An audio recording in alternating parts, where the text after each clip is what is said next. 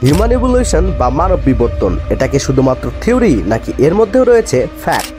সবথেকে বড় প্রশ্ন হলো, মানুষ যদি বানর থেকে ইভলভ হয়ে আসে তাহলে বর্তমান সময়ে বানর দেখতে পাওয়া যায় কেন? তাছাড়া পৃথিবীতে থাকা বানর, শিম্পাঞ্জি, গরিলা ইভলভ হয়ে মানুষ কেন হয় না? রয়েছে এমন হাজার প্রশ্ন যার কারণে অনেকেই ইভলিউশন থিওরি বিশ্বাসই করতে চায় না। বাস্তবে কতটা সত্যতা রয়েছে এই ইভলিউশন থিওরিতে? এই পৃথিবীতে কিভাবে মানব জীবনের বিস্তার ঘটেছে জানতে পারবেন আজকের ভিডিওতে। সবার আগে জানিয়ে রাখি, থিওরি বা তত্ত্ব কখনোই সম্পূর্ণরূপে নিশ্চিত হতে পারে না। বর্তমানে বা অতীতে পাওয়া ফ্যাক্ট ও এক্সপেরিমেন্টের উপর ভিত্তি করে থিওরি বা তত্ত্ব প্রকাশ করা হয়। সবার আগে এই ভুল ধারণাটা ক্লিয়ার করি। ইভলিউশন থিওরি কখনোই বলে না যে মানুষ বানর থেকে এসেছে। ইভলিউশন থিওরি এটা বলে যে মানুষ ও বানরের পূর্বপুরুষ এক। কিন্তু প্রশ্ন হলো, একই পূর্বপুরুষ হওয়া সত্ত্বেও মানুষ, বানর, শিম্পাঞ্জি আলাদা হলো কিভাবে? এই প্রশ্নের উত্তর আপনি ভিডিও শেষ হতে হতে পেয়ে যাবেন। ইভলিউশন বা বিবর্তন নিয়ে চার্লস ডারউইন 1859 সালে অরিজিন অফ স্পিসিস নামে একটি অসাধারণ বই পাবলিশ করে। এই বইয়ে চার্লস ডারউইন ন্যাচারাল সিলেকশন সম্পর্কে কথা বলেছেন। মানুষ, পশু পাখি, গাছপালা রিপ্রোডাকশন করার সময় তাদের জিনের মধ্যে কিছু পরিবর্তন আসতে পারে।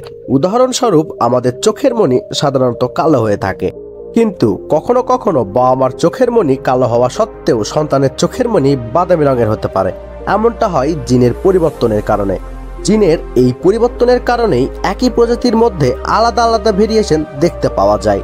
তার মধ্যে যে প্রজাতিগুলো পরিবেশের সাথে চলতে পারে তারাই শেষ পর্যন্ত টিকে থাকে, আর বাকি প্রজাতিগুলো বিলুপ্ত হতে থাকে। আর এটাকে বলা হয়েছে ন্যাচারাল সিলেকশন। প্রকৃতিতে সেই শেষ পর্যন্ত টিকে থাকে যে এটার যোগ্য। বিজ্ঞানীরা এটাকে বলেন সার্ভাইভাল অফ দ্য ফিটেস্ট। এখানে ফিট মানে শারীরিকভাবে শক্তিশালী হওয়াকে বোঝায় না। চার্লস ডারউইনের মতে পরিবেশ ও পরিবেশের সাথে থাকা প্রত্যেকটা জীবের সাথে নিজেকে ফিট করে নেওয়া। ইভলিউশন সময় ও প্রকৃতির ওপর নির্ভর করে। এটি 2-1 বছরের কোনো বিষয় নয়। জীবের ইভলিউশন ঘটতে লক্ষ লক্ষ বছরের সময় লেগে যায়। পৃথিবীতে প্রাণের জন্ম হয়েছে আজ থেকে প্রায় 4 বিলিয়ন বছর আগে। সেই সময় থেকে ধরতে গেলে লাখ লাখ প্রজাতির জীব পৃথিবীতে আসে, যেমন ডায়নোসর। আজ থেকে প্রায় 100 মিলিয়ন বছর আগে পৃথিবীতে ডায়নোসরের বসবাস ছিল। আনুমানিক 165 মিলিয়ন বছর ধরে ডায়নোসর পৃথিবীতে স্টেবল ছিল। ডায়নোসর সম্পর্কে বিস্তারিত অন্য কোনো ভিডিওতে জানতে পারবেন। শুরুর দিকেই আমি বলেছিলাম, ইভলিউশন থিওরি কখনোই বলে না যে বানর থেকে মানুষ এসেছে। ইভলিউশন থিওরি এটাই বলে যে মানুষ এবং বানরের পূর্বপুরুষ ছিল একই। কিন্তু সেটা কিভাবে? মানুষের সাথে মিল পাওয়া সব থেকে কাছের the great apes, gorilla, chimpanzee, orangutans, bonobos মানুষের সাথে মিল থাকায় সেম ক্যাটাগরির মধ্যে পড়ে, যার নাম হোমিনিডস।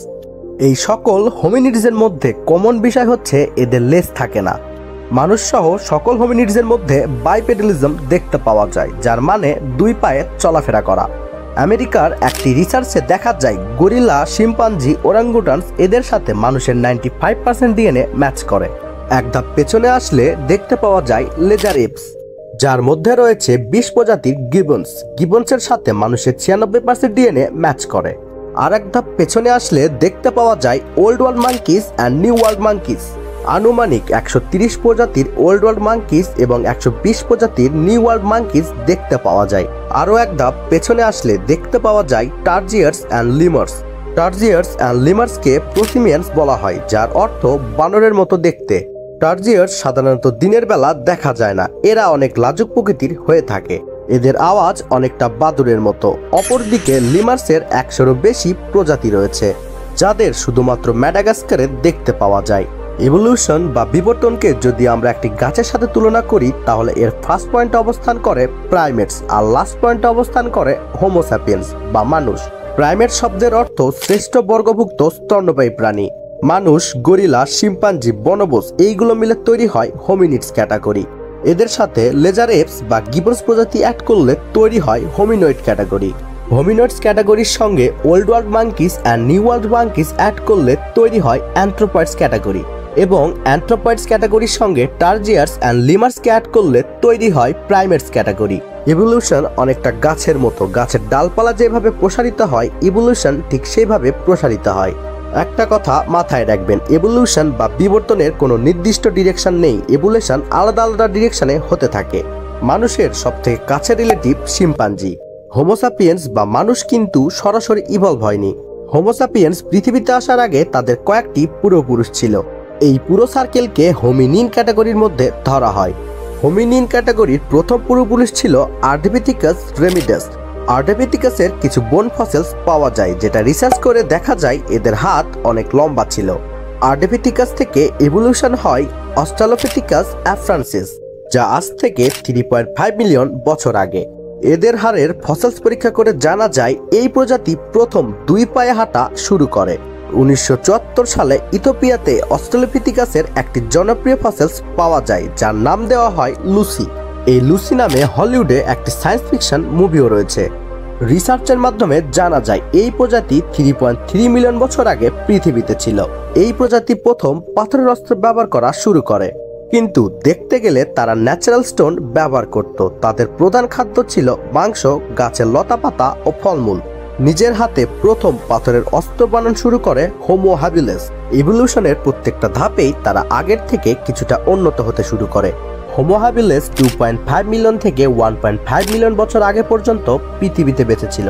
টানজানিয়া ও কেনিয়াতে এই প্রজাতির কিছু ফসিলস পাওয়া যায়। এদের আকার অনেক ছোট ছিল, আনুমানিক 3 থেকে 4 ফুট। একই সময়ে প্যারান্থ্রোপাস নামে আরেকটি প্রজাতি বেঁচে ছিল, যারা শুধুমাত্র গাছ ও গাছের ফল খেয়ে বেঁচে থাকত। কিন্তু পর্যাপ্ত পরিমাণ খাবার সেই সময় না থাকায় এই প্রজাতি বিলুপ্ত হয়ে যায়। হোমো হ্যাবিলিস থেকে ইভলিউশন হয় হোমো ইরেক্টাস। হোমো ইরেক্টাস প্রথম প্রজাতি ছিল যারা আফ্রিকার পাশাপাশি পুরো এশিয়াতে বিস্তার হওয়া শুরু করে। হোমো ইরেক্টাস প্রথম আগুন নিয়ন্ত্রণ করতে শেখে। প্রাকৃতিকভাবে জ্বলা আগুন তারা কন্ট্রোল করতে শুরু করে। পরবর্তীতে এই প্রজাতি নিজে থেকে আগুন জ্বালানো শেখে, যার প্রমাণ আফ্রিকার ওয়ান্ডার ওয়ার্ক নামে একটি গুহাতে পাওয়া যায়। আজ থেকে আনুমানিক 5 লাখ বছর আগে হোমো ইরেক্টাস মাংস রান্না করা শেখে, যার ফলে শরীরে এক্সট্রা এনার্জি তৈরি হয়। তাদের ব্রেন সাইজ ধীরে ধীরে বড় হতে থাকে। খাবার রান্না করে খাওয়ায় দাঁতের সাইজ ছোট হতে থাকে। হোমো ইরেক্টাস প্রথম দলবদ্ধভাবে শিকার করা শুরু করে। তাদের যোগাযোগের সুবিধার্থে তারা কিছু সাইন অ্যান্ড ল্যাঙ্গুয়েজ ব্যবহার করতে শুরু করে। এরপরে ইভলিউশনের হাত ধরে চলতে চলতে আজ থেকে 3 লক্ষ বছর আগে পৃথিবীতে হোমো স্যাপিয়েন্সের প্রজাতি আসে। সায়েন্টিস্টরা মনে করেন সেই সময়ের হোমো স্যাপিয়েন্সকে আলাদা প্রজাতি হিসেবে ধরা উচিত, যার নাম দেওয়া হয় আর্কিয়াক হোমো স্যাপিয়েন্স। এরপরেই আনুমানিক 1,60,000 বছর আগে ইভলিউশন হয় মডার্ন হোমো স্যাপিয়েন্স, যাদের ব্রেন সাইজ ছিল সব থেকে বড়, প্রায় 1350 কিউবিক সেন্টিমিটার। এত বড় ব্রেনের সাহায্যে হোমো স্যাপিয়েন্স ছবি আঁকতে শেখে, আর ধীরে ধীরে পৃথিবীতে হোমো স্যাপিয়েন্সের বিস্তার ঘটে। আমি ভিডিওর শুরুতেই বলেছিলাম ইভলিউশন বা বিবর্তন কখনোই নির্দিষ্ট কোনো ডিরেকশনে হয় না। যে কোনো ডিরেকশনেই ইভলিউশন দেখা যেতে পারে। এরকমটা নয় যে হোমো হ্যাবিলিস থেকে হোমো ইরেক্টাস থেকে হোমো স্যাপিয়েন্স। এমন অনেক প্রজাতি থাকতে পারে যারা একসময় পৃথিবীতে থাকলেও আজকে তাদের কোনো অস্তিত্ব নেই। প্রাকৃতিক কারণে তাদের প্রজাতি পৃথিবী থেকে বিলুপ্ত হতে পারে। উদাহরণস্বরূপ হোমো নিয়ান্ডারথ্যালাস। হোমো নিয়ান্ডারথ্যালাস প্রজাতি আজ থেকে 40,000 বছর আগে পৃথিবী থেকে বিলুপ্ত হয়ে যায়। গবেষণা করে জানা যায় পৃথিবী থেকে নিয়ান্ডারথ্যালাসের বিলুপ্তের প্রধান কারণ ছিল এই প্রজাতি শুধুমাত্র মাংস খেয়ে বেঁচে থাকত। রোমানিয়ার একটি গুহাতে কিছু পাথর পাওয়া যায়। সেই পাথরগুলো পরীক্ষা নিরীক্ষা করে জানা যায় আজ থেকে 40,000 বছর আগে ইউরোপের আবহাওয়া অনেক ঠান্ডা ছিল, যার ফলে এই প্রজাতি খাবারের অভাবে বিলুপ্ত হয়ে যায়। বিজ্ঞানীদের অনুমান আজ থেকে প্রায় কয়েক লক্ষ বছর আগে এমন অনেক প্রজাতি পৃথিবীতে থাকতে পারে, যাদের অস্তিত্বের প্রমাণ হয়তো ভবিষ্যতে পাওয়া যেতে পারে। আজ থেকে 2 বছর আগে মানুষের পূর্বপুরুষদের নতুন প্রজাতির ফসিলস পাওয়া যায়, যার নাম দেওয়া হয় হোমো বোডোনেসিস। এখন প্রশ্ন হলো, মানুষের মধ্যে কি এখনো বিবর্তন হতে পারে? এর উত্তর হলো হ্যাঁ। ইভলিউশন বা বিবর্তন একটি কন্টিনিউয়াস প্রসেস। বিগত কয়েক হাজার বছরে হোমো স্যাপিয়েন্সের মধ্যেও এমন অনেক ইভলিউশন দেখতে পাওয়া যায়। অ্যানথ্রোপোলজিস্ট নিনা জাবলন্সকি অ্যান্ড জর্জ চ্যাপলিনের মতে বর্তমান সময়ে ইভলিউশনের সবথেকে বড় উদাহরণ হলো স্কিন কালার। এমন অনেক এক্সাম্পল রয়েছে যার থেকে বোঝা যায় হোমো স্যাপিয়েন্সের মধ্যেও ইভলিউশন সমানভাবে কাজ করে। এই ভিডিওতে বলা প্রত্যেকটা ইনফরমেশন আপনারা গুগল বা উইকিপিডিয়া দেখে চেক আউট করে নিতে পারেন। ভিডিওটি কেমন লাগলো অবশ্যই কমেন্ট করে জানাবেন এবং আমাদের চ্যানেলের পরবর্তী ভিডিও পেতে চ্যানেলটিকে সাবস্ক্রাইব করবেন।